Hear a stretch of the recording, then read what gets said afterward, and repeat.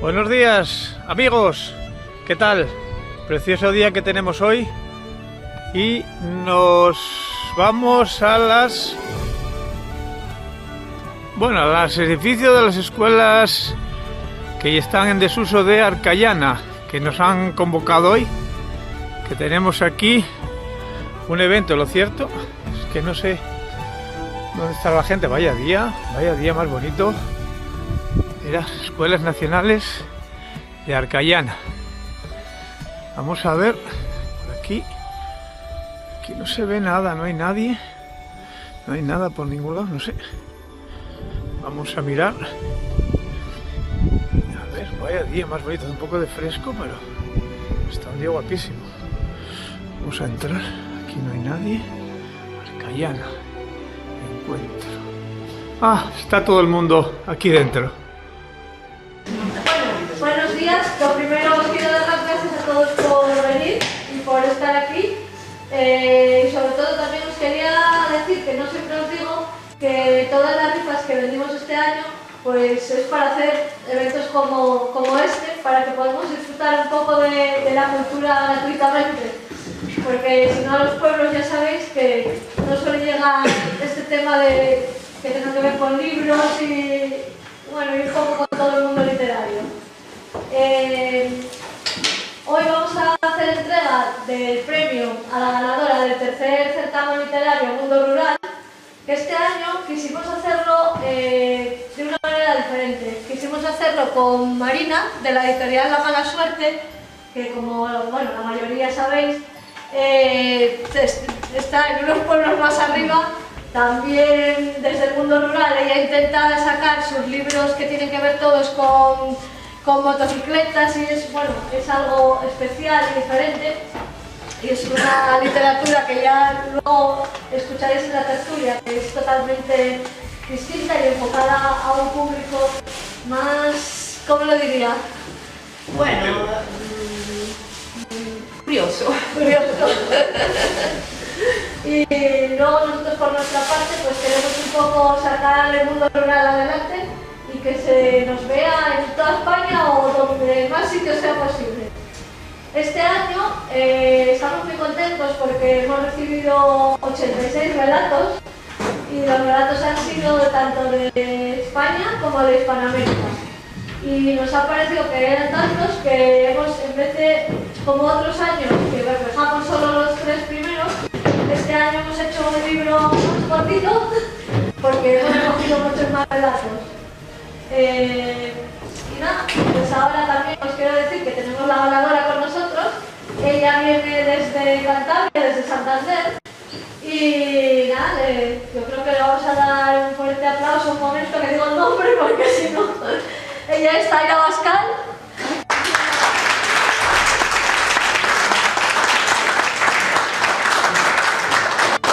Por favor, bueno, va a dar el premio Javier, que es un escritor, miembro del jurado. No, di lo que quieras. He participado en las 2 anteriores ediciones y en esta pues... Esta no la dejamos, porque dijimos no, porque... No, dije que lo dejaba porque si no me iban a poner una calle en Arcayana, con lo cual me puso el trabajo de ser jurado, que fue peor todavía, tener que elegir entre tanto, así que a mí me va a tocar darte el premio. Voy a empezar el diploma.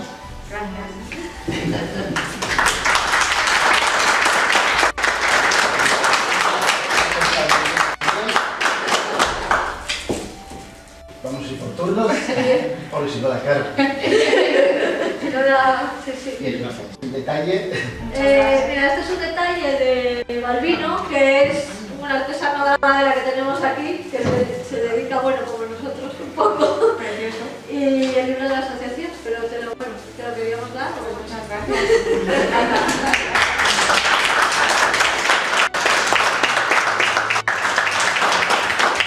Llegamos al detalle del Big Metal. Bueno, Sí, pues muchas gracias. Enhorabuena por la victoria. Bueno, muchas Y a gracias. disfrutar. Gracias. Bueno, vamos a sentarnos todos por aquí. Bueno, y ahora os voy a dejar con una pequeña tertulia para que, bueno, podáis conocer tanto a Marina con La Mala Suerte, tanto a Zaira, que también tendrá algo que contarnos de por qué participó o bueno, cómo fue un poco todo. van a moderar la charla Aurelio, que estuvo este verano con nosotros en el Encuentro Cultural del Verano, Javier y Sandra de la revista Gato Negro. Yo ya los dejo porque prefiero que lo hagan ellos.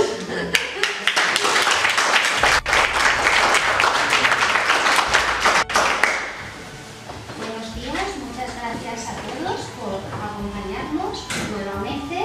Y nada, aquí estamos con la ganadora del tercer certamen literario, Se ha escrito un libro, con Aurelio, con Javi y la servidora, que hemos sido el jurado, y nos acompaña Marina, que es de la editorial La Mala Suerte, que ha servido de inspiración para este certamen. Vamos a empezar un poquito con la ganadora del premio y bueno, pues, ¿qué nos puedes contar de ti? ¿Qué nos puedes decir para que la gente te conozca un poquito a la hora de leer tu primer libro? Bueno, de todo lo primero, dar las gracias a la organización, a Pedro, a Emma, a todos los que estáis aquí, porque bueno, siempre la cultura, los libros, la palabra, las letras, creo que siempre es una fiesta. Y bueno, pues hoy toca celebrarlo. Y bueno, pues muchísimas gracias y también por invitarme, y para mí es un placer y un honor. Así que muchísimas gracias, lo primero. Y bueno, pues siempre que escribo, lo que más me gusta es llegar a la emoción, llegar a emocionar, llegar un poco al corazón del lector y convertir algo, siempre que sé quizá algo malo, o la vida a veces nos pone en situaciones un poco desagradables, un poco mala suerte a veces, y bueno, me gusta siempre que a través de la palabra, a través de las letras, convertir esas situaciones que parecen a veces de mala suerte en algo positivo, convertir lo malo en bueno, o por lo menos eso se lo intento inculcar a mis hijos, y creo que con la palabra, a veces en la vida real es bastante complicado, pero a través de las letras siempre me gusta enfocar pues, esas situaciones y sobre todo emocionar, que le quede algo, que le quede una esencia cuando lean el relato, y que bueno, que les quede una sonrisa a pesar de que, bueno, quizá el relato empiece mal, pero termina bien. Mi abuelo decía que sin momentos malos no se puede disfrutar de los buenos momentos, ¿no? Una cosa deriva de la otra, es muy importante. Es un poco el anverso y el reverso a veces de la vida, ¿no? Claro. Y bueno, pues eso, me gusta sobre todo escribir sobre esos temas, la vida en general. Y bueno, Marina, ya que has hablado, ¿qué nos puedes decir de La Mala Suerte, de la editorial? No, de La Mala Suerte, oye, la protagonista es ella misma. Yo puedo comentar como editora de libros de moto que me ha parecido del cuento ganador y de los otros. Yo me he quedado con la boca abierta porque no me esperaba tanta emoción y tanta participación. Y precisamente he encontrado en estos cuentos lo que mi marido y yo siempre hemos pensado sobre la moto, que son un objeto de salvación. O sea que gracias a la moto, la vida de tanta gente en el pasado, si hablamos del pasado rural, en la España misma, ha sido un objeto que ha servido para trabajar, para vivir, para desplazarse incluso con la familia. Esto es muy parecido a la situación de mi país. En Italia, después de la Segunda Guerra Mundial, no había nada, no había quedado nada. Y las motos fueron los primeros vehículos gracias a los cuales la gente empezó a vivir, que podían volver a la fábrica a trabajar, podían desplazarse, buscar trabajo en otros pueblos. Y eso hacía que la moto no fuera simplemente un vehículo, era una amiga, era una entidad. Era algo que te ayudaba a sobrevivir. A mí mi padre me ha acostumbrado a considerar la moto como una entidad casi viva.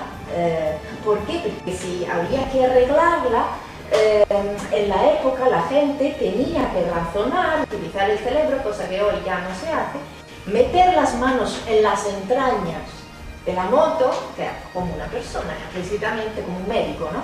Y arreglarla, apañarse, solos, para arreglarla. Y las motos en aquella época eran mucho más fáciles de arreglar que las de hoy. Entonces la gente se empeñaba, aprendía y las arreglaba. Luego, ¿cómo podían considerarla como objetos? No, no era posible. Eran entidades, hacían parte de la familia. Y para hablar de una realidad más cercana a la vuestra, o sea, de España, me ha salido a la mente el libro de Miguel Delibes, lo que lo conocéis todos, creo, es un clásico, ¿no? En este libro hay una parte dedicada a una montesa que es una maravilla, es una joya auténtica, y él dice precisamente esto, lo quería leer, si puedo leer. Sí, claro. Es literatura, ¿no? Además de la literatura de calidad que canta, de la que para mí es un placer leer, incluso en español.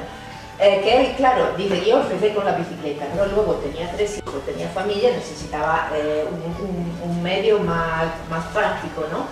Entonces dice, una bici que rodara siempre cuesta abajo fue un pensamiento suyo, sería una maravilla, me dije. Consecuentemente me compré una moto, una montesa de 125 centímetros cúbicos, cifra críptica que al parecer indicaba que la potencia de la máquina no era mucha, pero que a ciencia cierta nunca supe lo que significaba. Tenía ya 4 hijos, el primogénito de 3 años, y pensé que aquella fuerza contenida, que después de tantos años de bicicleta se me antojaba una locomotora, bien administrada, podría utilizarse para transportar a toda la familia. Esa es la locura, ¿no? Porque hoy para nosotros tener 4 hijos y llevarle una moto es un poco...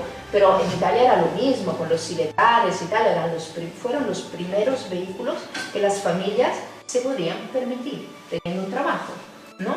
Entonces todavía no había coches y los pocos que salvaban la frontera costaban una fortuna. A ver si nos arreglamos con la moto, pensé. La montesa inicial adolecía por lo visto de un grave defecto, la cadena primaria, que no era la cadena que movía la rueda, aunque sí iniciaba la tracción. Estaba al aire, sin baño de aceite, y al menor accidente del terreno, y muchas veces sin él, saltaba y quedaba sobre el asfalto, serpeando como una culebra negra. Los entendidos la llamaban simplemente la primaria. Y eso es muy divertido porque luego tienen él y la mujer que se van en cualquier parte con esta moto, tienen problemas, ¿no? Y la mujer dice, me parece que se ha roto la primaria, anunciaba sabiamente mi mujer desde el asiento posterior, ¿no? Sin saber nada de... Y yo arrimaba la moto al borde de la calzada, jurando entre dientes, me apeaba, miraba hacia atrás y allá, a 300 metros divisaba la sierpe negra retorcida en medio de la carretera, cruel evidencia de que una vez más nuestra excursión quedaba truncada. Y la narración va adelante, en mi opinión, en un modo fantástico, es muy divertido de ver, pero explica una situación histórica, verdadera, que incluso aquí en España mucha gente pasó de la bicicleta a las primeras motocicletas y hacían parte de la familia, ¿no? Entonces yo, leyendo estos cuentos, me he alegrado mucho de ver que casi en todos se dice, la moto viene a ser una protagonista que salva, entre comillas, la vida al protagonista, de alguna forma, ¿no? Tú misma dices, me gusta mucho, lo dices muchas veces, Eusebio no se inmutó, para él aquella montesa impala no era un simple montón de hierro viejo, era la oportunidad de mantener a su familia a flote. La moto no era un tractor, ni podía arar la tierra, pero con ella podía hacer pequeños repartos para las tiendas del pueblo y los encargos de comida que comenzaban a popularizarse. Era la salvación, es verdad, ¿no? Ya que sale la cosa, yo quería preguntarte también, ¿qué simbolismo le quisiste dar a la moto en el relato?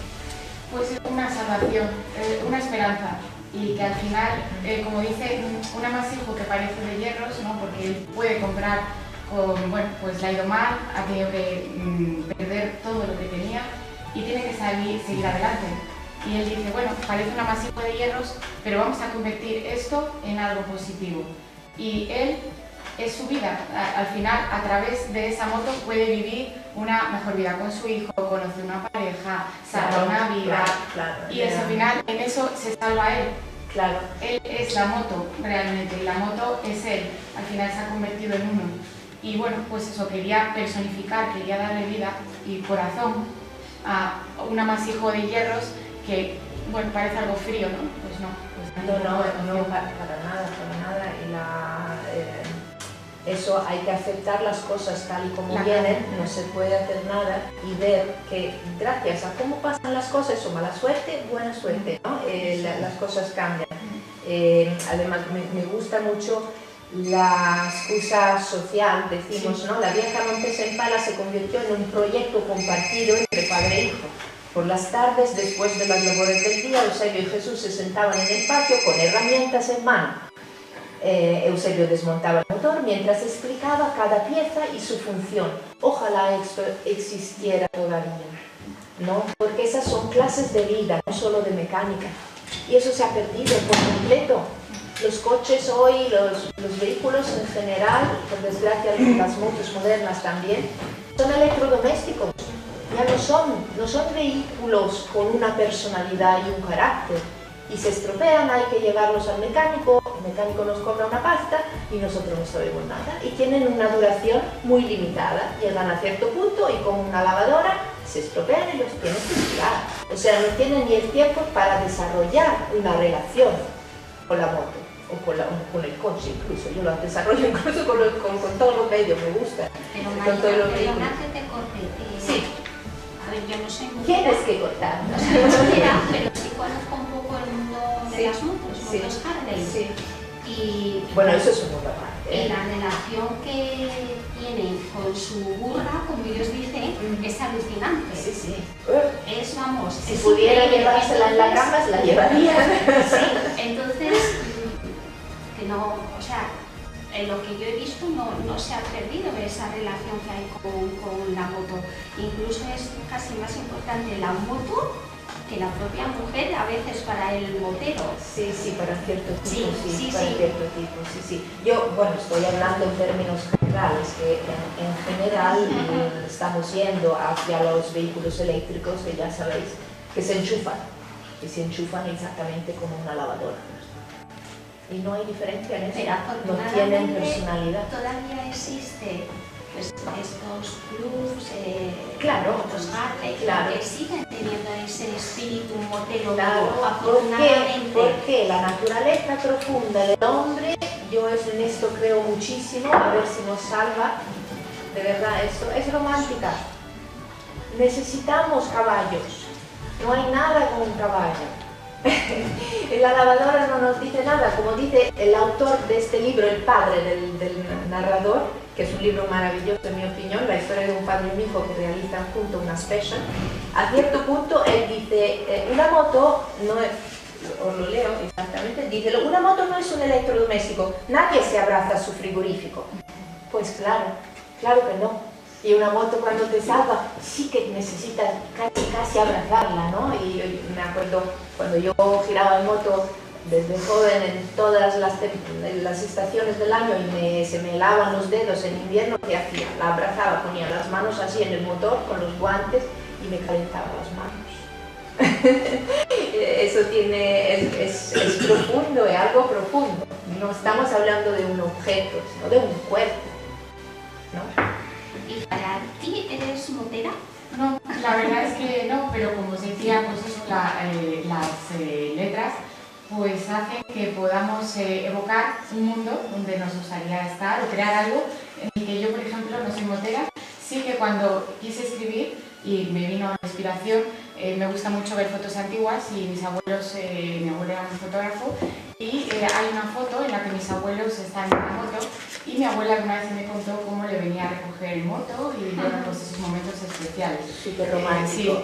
Sí, era pues eso, ¿no? Es en una época en la que quizá tampoco era fácil nada para ellos, pues el hecho de tener una moto y el hecho de poder ir a El Sardinero en ese momento a dar una vuelta o tener sus momentos románticos en los años 40, pues bueno, pues me evocó un poco para escribir eso. Pero sí que me gusta el mundo del motor, pero desde el coche, y sí que no es que sienta esa pasión como el tema de las motos, pero sí que siempre me ha gustado mucho el conducir y cuando me meto en el coche es como un momento para mí, pues bueno, lo he querido reflejar en el tema de la moto. Pero ni conduzco motos ni es algo que en este momento entre en mi cabeza el conducir, pero más adelante La vida da muchas vueltas. Pues a ver algo más de ti, ¿qué te lleva a escribir? Bueno, yo escribo creo que desde que tengo un poco uso de razón. Para mí, además es una cosa curiosa, porque mi hermano es totalmente tecnológico, o sea, siempre le han gustado los ordenadores. Yo siempre es algo que lo he visto en casa y, no sé, pasaba de largo. Y tenía una máquina de escribir antigua, me acuerdo que la heredé de mi abuelo. Y bueno, para mí era un momento mágico el poder tocar, ¿no? Y sentir cada letra y cómo podía transformar ese papel en blanco en una historia y, por ejemplo, pues dársela a mi madre o dársela a una amiga. Entonces, me acuerdo cuando tenía 7 años, pues escribí un libro, o un pequeño relato, vamos, muy pequeño, que se llamaba Pueblos sin luz.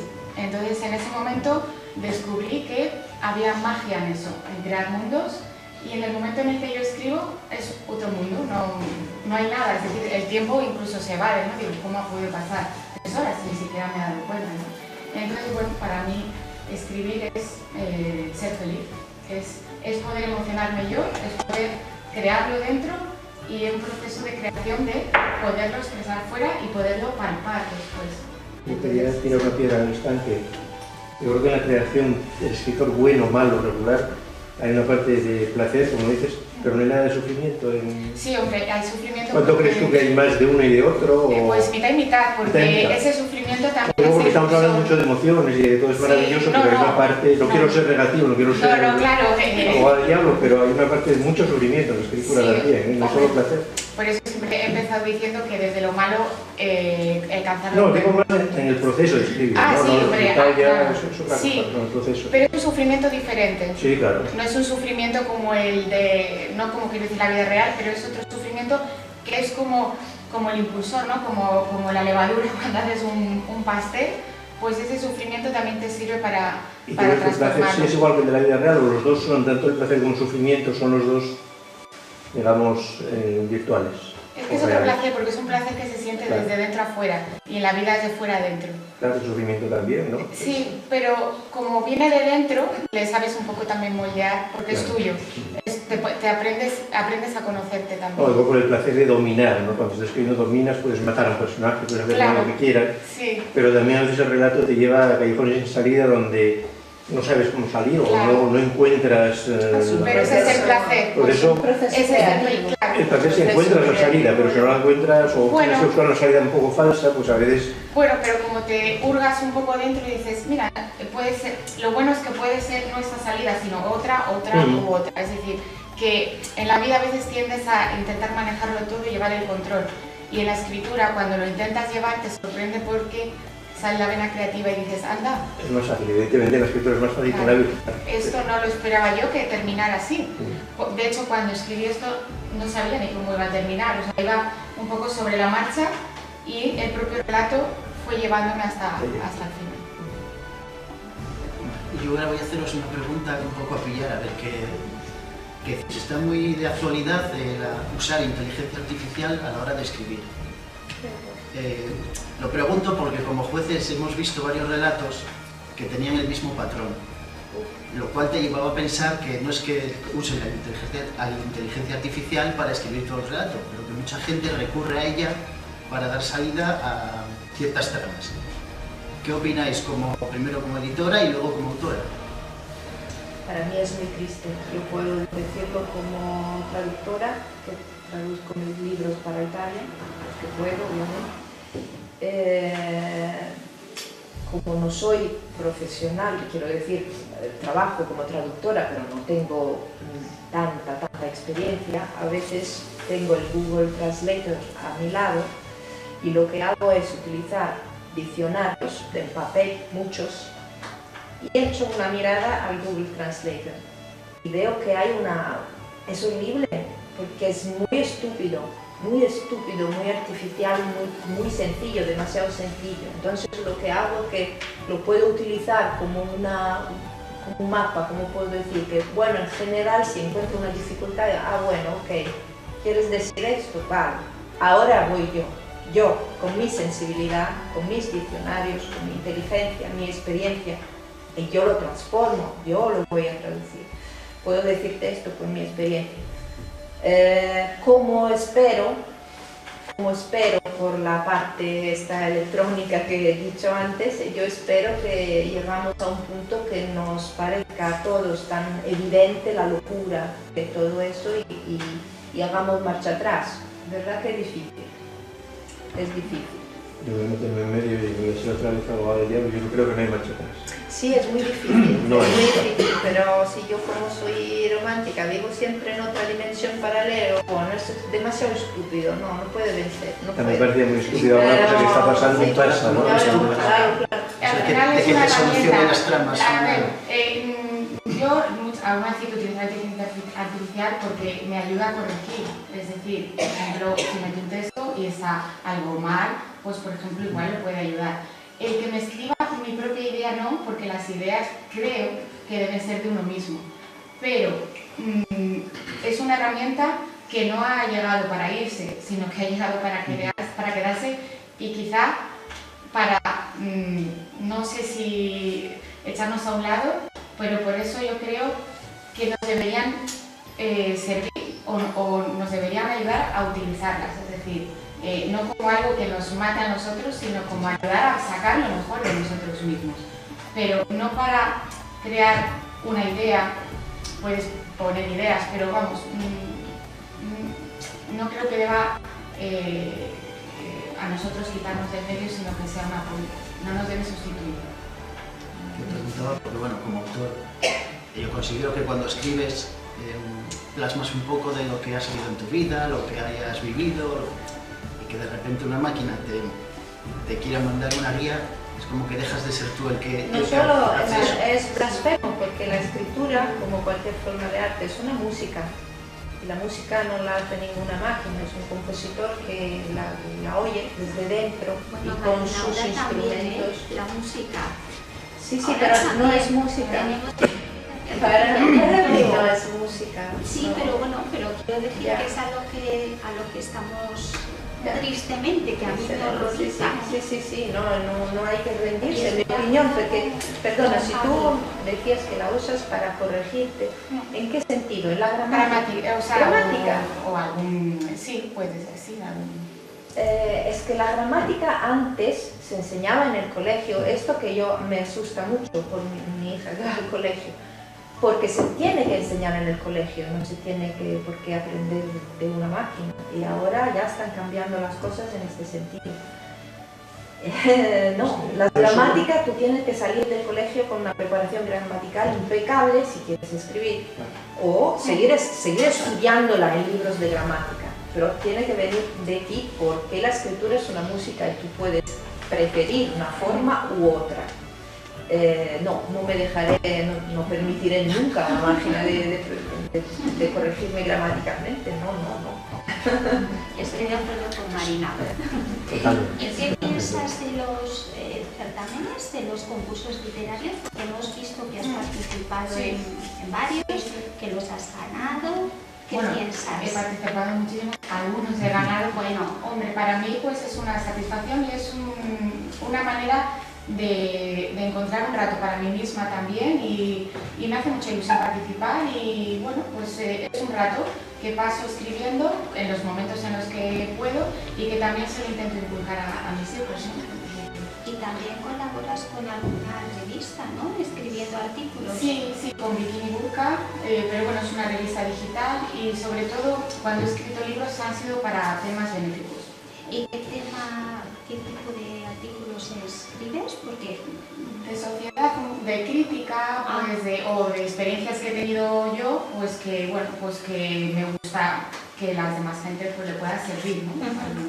Algún tema que he pasado yo. Pues bueno, pues sobre... ¿Y tus libros? Porque tienes varios libros escritos. Sí. ¿Dónde se pueden encontrar? Por si... Pues en Amazon siempre, porque los autoedito yo a través de Amazon, ¿no? Al final es algo que me es fácil y que bueno, que lo hago por hobby, porque me gusta, pero tampoco sin ningún interés más allá de que pueda gustar a mi familia o a mis amigos o que alguien pues lo pueda ver interesante. Pero bueno, sobre todo en Amazon, más que nada de cuentos infantiles, también un poco a la medida que mis hijos han ido creciendo, pues como que les he ido acompañando a través de los libros, desde cuando eran más pequeños a través de cuentos y ahora pues bueno, me he lanzado un poco más a Ahora que hablas del tema de edición, Amazon, esto va para las dos. ¿Qué pensáis del mercado, del mundo editorial. Marina conoce Italia porque tú también, tus libros en Italia tienen mucho éxito, pero en España, ¿creéis que está saturado o no? Lo siguiente, que está, vamos, que publica hasta el gato, si nos descuidamos. Bueno, está saturado sustancialmente por la autoedición. Sí, que es lo que falta, en mi opinión, falta una selección según la calidad de la escritura. Sí. Porque no puede escribir cualquiera. Sí. No. No, es que es así, no puede escribir cualquiera. No, eso no Dios mío, por favor. Y no solo contribuyen a que la gente pierda el sentido de la calidad, porque incluso gráficamente, quiero decir, la cubierta, la estética, es horrible, de muchísima autoedición. Y eso hace que la gente no sepa más lo que es bonito y lo que es feo. No, ya se pierden se pierden las coordenadas. Y no sé. Es que se necesitaría un equilibrio entre cualquiera publica y la editorial X poderosa y no sé qué solo deja publicar a quien vende, ¿no? Y a quien realmente tiene fama. Entonces, vamos de un extremo a otro, pasamos de un extremo a otro, era imposible publicar para un escritor novel, en Planeta o yo no sé dónde, y ahora publica todo el mundo cualquier cosa. Y no es ni lo uno ni lo otro, no debería ser ni lo uno ni lo otro, sino un punto de equilibrio, un punto de equilibrio, es verdad que las pegas grandes... la oportunidad, que eso te lo da la autoedición, pero al mismo tiempo que haya un filtro, digamos, o un mínimo de calidad, ¿no? Donde no publique cualquiera que no se ha cerrado con un caroto. Y por otra parte, las grandes editoriales tienen que sobrevivir pensando al libro que vende más. Nadie dice que es el mejor. No es el mejor. Entonces tendrían también que osar, ¿no? Atreverse en publicar también algo más particular para ofrecer una alternativa. Entonces la gente se acostumbra al bestseller del momento, que es, perdón, una mierda, entre comillas, y no va a descubrir nada más intenso. El problema es que los libros se han convertido en un negocio puro y duro. Sí, claro, como todo, pero en la sociedad del capitalismo, que es así. Y las editoriales grandes pues se fabrican incluso al autor. Y en el premio Planeta sabemos perfectamente cómo es el premio Planeta, que está todo pues... Y no estoy diciendo que no haya premios Planetas maravillosos y no estoy en contra de la autopublicación, al contrario, hay muchos autores que han empezado autopublicando. Claro. Pero estoy totalmente de acuerdo con Aurelio en que entre uno y otro tiene que haber un término medio, porque es que ves cada cosa que, bueno, y coges cada libro y ves cada leísmo, que yo es que leo y me ponen los pelos como escarpias. Sí, porque son diseducativos, ¿no? Entre tanto. Y coges libros que no ves que están citando algo textual, y en vez de poner las comillas estas inglesas, que solo sabe cualquiera que le guste leer, y te ponen las comillas típicas, las normales. Pues, a ver, por favor, es que hasta, no sé, hasta la inteligencia artificial esto te lo dice. Pero eso que decía Marina, lo de que deseducan, ¿no? En realidad, de esa manera se pierde el sentido de lo que está bien o lo que está mal. Con todos los gustos son muy libres y no hay un canon único de bien y mal, pero hay un mínimo. De esa manera, si publica esa porquería, hay un montón de porquería, pues mucha gente ya, sobre todo gente joven que no tiene ese bagaje que podemos tener los que ya tenemos otra edad, pues no distingue, le vale todo, ¿no? Entonces, Aurelio, hace de tapón, exactamente. Para gente que realmente escribe bien, autopublica, como hay tanto, no se ve. No se mira. No se ve. Al final vende el influencer de haber alguna vez escrito, o sea, he mandado editoriales que me han dicho cuántos seguidores tienes en Instagram. Sí, claro. Entonces, si no tienes seguidores, dice, pues te lo autopublicas tú.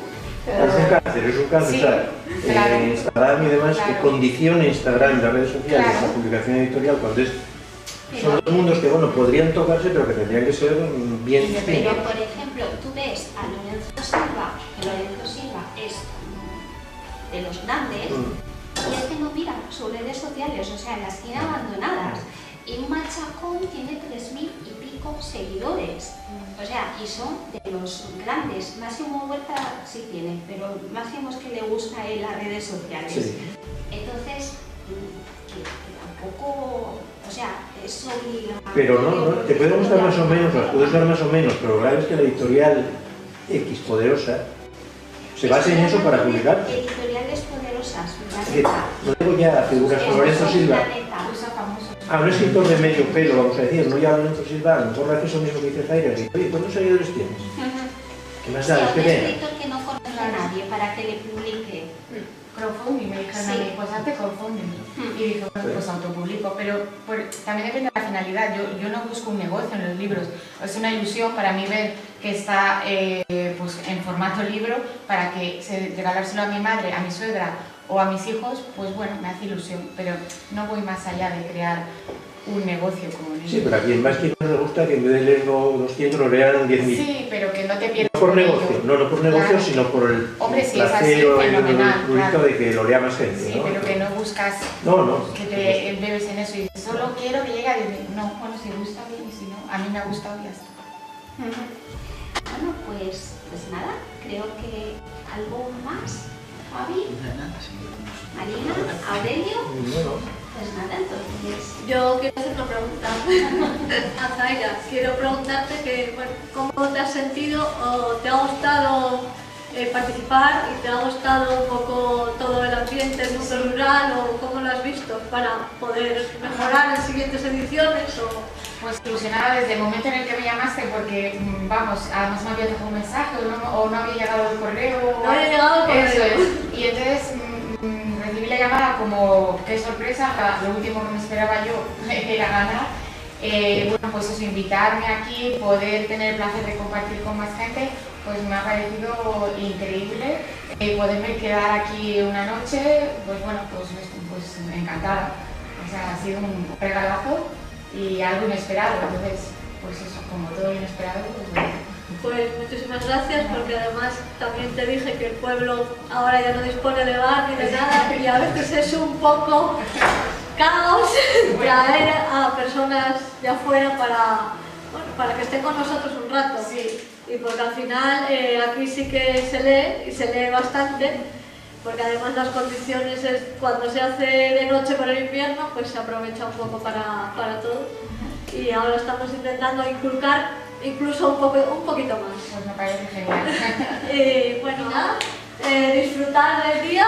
Muchas gracias a todos y esperamos que sigamos haciendo otras cosas, a ver si para el verano os podemos ver igual a todos. El encuentro de agosto os voy a adelantar, os voy a picar un poco la curiosidad de que se está fraguando muchas cosas y hay una que va a gustar sobre todo a la gente de la parroquia y de las parroquias adyacentes, porque va a venir una persona que os va a traer muchos recuerdos y lo voy a dejar ahí. Y luego va a haber mucho, bueno, vamos a intentar hacer como todos los años, un poco variado para que haya para todos los gustos. O sea que no puedo desvelar nada más. Ya lo demás, este año si podemos iremos desvelando y poniendo pequeños misterios por las redes para que, bueno, para daros ahí un poco más y que queráis volver pues con ilusión. Vale, sin más, yo ya no digo nada.